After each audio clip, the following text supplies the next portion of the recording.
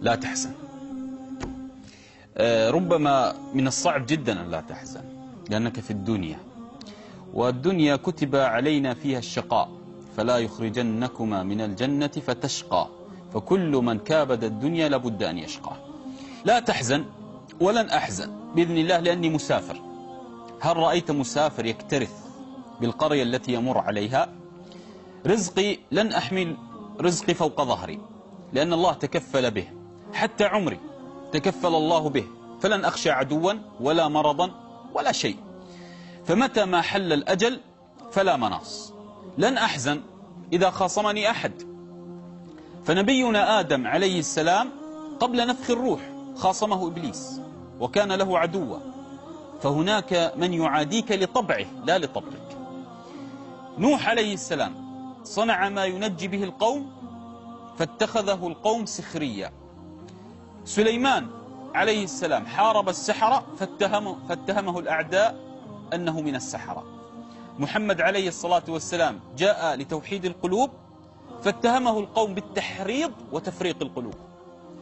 هكذا بعض الناس يتهمونك بالذي أنت تحاربه.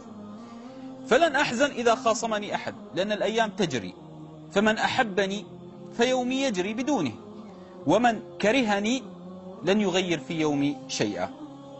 لن أحزن إذا وقعت لا قدر الله في فقر، فإني لن أموت حتى أستوفي رزقي. فالنبي عليه الصلاة والسلام قال: الرزق أشد طلبا للعبد من أجله، فلماذا أحزن على الرزق؟ لن أحزن لأني رأيت كل الدواب التي لا تعقل لا تحمل رزقها فوق ظهرها، وما من دابة في الأرض إلا على الله رزقها. فلماذا أجعل الرزق الذي تكفل الله به أكبر همومي؟ كنت في رحم أمي، الله أطعمني وأسقاني، حتى أمي التي أنا كنت في أحشائها لا تملك رزقي. لن أحزن على الرزق أبدا، وقد أخرجت للدنيا لا أعلم شيئا، وهداني الله للنجدين والنطق والمشي. فلماذا أحزن على رزقي ونبينا عليه الصلاة والسلام خرج من بيته جائعا؟ لن أحزن بإذن الله. لن أحزن على مرض، وإذا مرضت فهو يشفين. فلن أحزن على مرض، فإن الله نسب الأمراض لنا والشفاء له. فإن أصابني مرض أعلم أن الشافي هو الله. وعاف أيوب عليه السلام من مرضه بالماء البارد، رغم أن أيوب عليه السلام كان يرى الماء كل يوم وشرب الماء، لكن الله يهدي من يشاء لأسباب الشفاء. لهذا لن أحزن على مرض بإذن الله.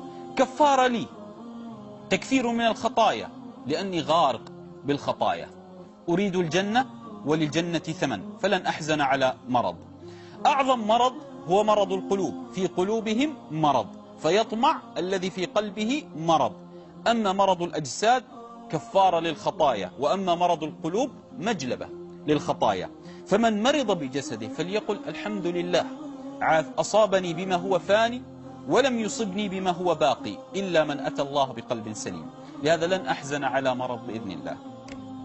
لن أحزن إذا ظلمت، فلقد قرأت في كتب أهل الإسلام وأهل الكفر، والكل يتفق على أن الظلم من أشد البلايا.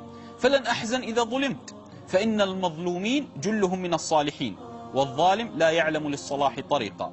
رب العباد حرم الظلم على نفسه، ويأتي عبد من العباد يحلل الظلم له ولغيره. الظلم ظلمات، لن أحزن على ظلم يصيبني. فمريم عليها السلام أنبتها نباتا حسنا، أحصنت فرجها، كفلها زكريا. كل أسس التربية اجتمعت في مريم عليها السلام. ومع هذا بمجرد طفل تحمله: يا مريم لقد جئت شيئا فريا. بمجرد طفل تحمله، وقولهم على مريم بهتانا عظيما. وجمعت أسس التربية الصالحة. فالصالح هو صالح لنفسه ولذاته ولمجتمعه، إلا أن المجتمع بيت من زجاج. بمجرد أن يأتي رجل مجهول يقذف ويرمي عليك حجرا على سمعتك، على أخلاقك في مجتمعك، ينهار عليك زجاج المجتمع ويقطعك إلى أشلاء. لهذا لا تحزن على ظلم يقع عليك، فإن الله توعد بنصر المظلوم، وأقسم بذاته العلية وعزتي وجلالي لأنصرنك ولو بعد حين، وجعل للمظلوم دعوة مستجابة، وسهام لا تخطئ، ونصر قريب. فلماذا الحزن؟ لهذا لن أحزن إذا رأيت الظالم يرتع، لأني سمعت النبي عليه الصلاة والسلام يقول: إن الله لا يملي للظالم حتى إذا أخذه لم يفلته، فأعلم أن الظالم له أيام ومعدودة. لن أحزن لتربص الحساد، ولا تحزن لتربص الحساد، فالحاسد ناقم يرى كل نعمة عليك ثوبا من النار على قلبه، ونار الحاسد تشتعل بقلبه قبل أن تصل إليك. لا تحزن وإن كثر الحساد، لأنك تعلم وأنا أعلم أن لكل خطوة ضريبة، ومن علا يرى.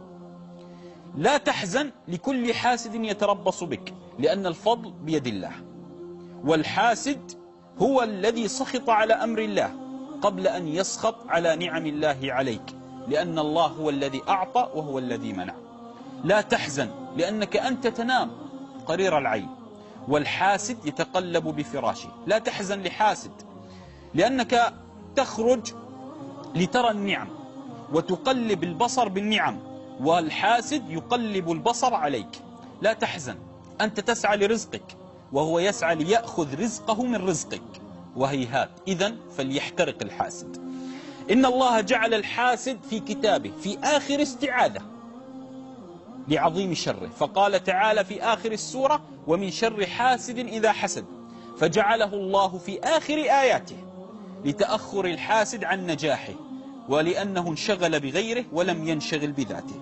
لهذا إذا رأيت حاسدا سلط عليك فافرح، لأن قيمتك أعلى من قيمة الحاسد، فانشغل بك ولم ينشغل بنفسه. لهذا لا تحزن، ولن أحزن إذا لم أركب السيارة الفاخرة، لأني رأيت أناسا كثر ركبوا الكرسي الذي له الكراسي التي ذات العجلات، فرب مركوب خير من الراكب. الدنيا كالسماء، وهنا مغزى المقال. الدنيا كالسماء، تراها صافية، وتارى يعتريها الغيم، ولكن لا تنبت الأرض حتى تتعكر السماء بالغيم ويسقط المطر.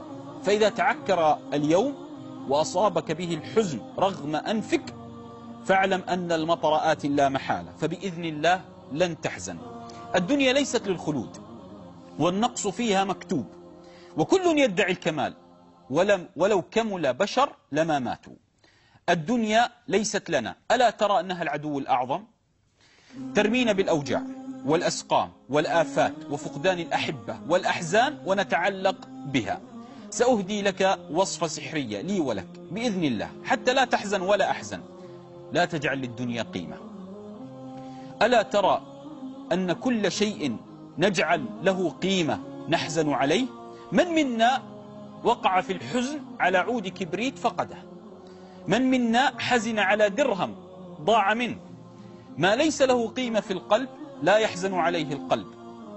إن الحزن يعترينا بسبب اهتمامنا بأشياء فانية، بسبب تعلقنا، نحصر السعادة بكل شيء. لهذا حتى لا تحزن لا تجعل لشيء من أمور الدنيا لها قيمة. نحن للأسف وأنا معكم نحزن ويصيبنا الحزن على فقدان متاع الدنيا أكثر من فقدان الحسنات. إن العدو لا يطمع بأرضك إلا إذا رأى فيها منفعة، والشيطان لا يطمع بقلبك إلا إذا رأى فيه منفعة لآخرتك. الشيطان والدنيا لا يطمعان بالقلب الخرب، بل يتسلطان على القلب العامر بأمور الآخرة. من كانت همته الآخرة لا يحزن على شيء من الدنيا. لهذا لا تحزن ولو خالفك أهل الأرض. نوح عليه السلام رفض ابنه الركوب معه، ولوط عليه السلام زوجته رفضت دعوته. فربما يعاديك أقرب الناس إليك، فلا تبالغ بحبك لأحد، فإن صفعة الخذلان تأتي بلا مقدمات. أعظم ما يخذلك في الدنيا هو الدنيا. كم من رجل تعلق بماله فهلك بسببه، وآخر تعلق بملكه فانقلب ضده، وآخر تعلق بابنه فابتلي بعقوقه. الدنيا هكذا. فحتى لا تحزن انظر أمامك، لا تلتفت على جانبي الطريق، اجعل لك هدفا أريد الجنة. واعلم، وهنا احفظها مني لي ولك، واعلم أن أكثر الناس نجاحا هو الأصم، لأنه لا يستمع لنقد البشر. فلا تحزن، فرزقك لن يسرق منك، وعمرك لن يقدر عليه أحد. وتذكر واحفظ مني ثلاثة: في الدنيا لا سلام من الناس، لا سلام من الناس، ولا راحة في الدنيا، ولا نجاة من الموت. لهذا لا تحزن.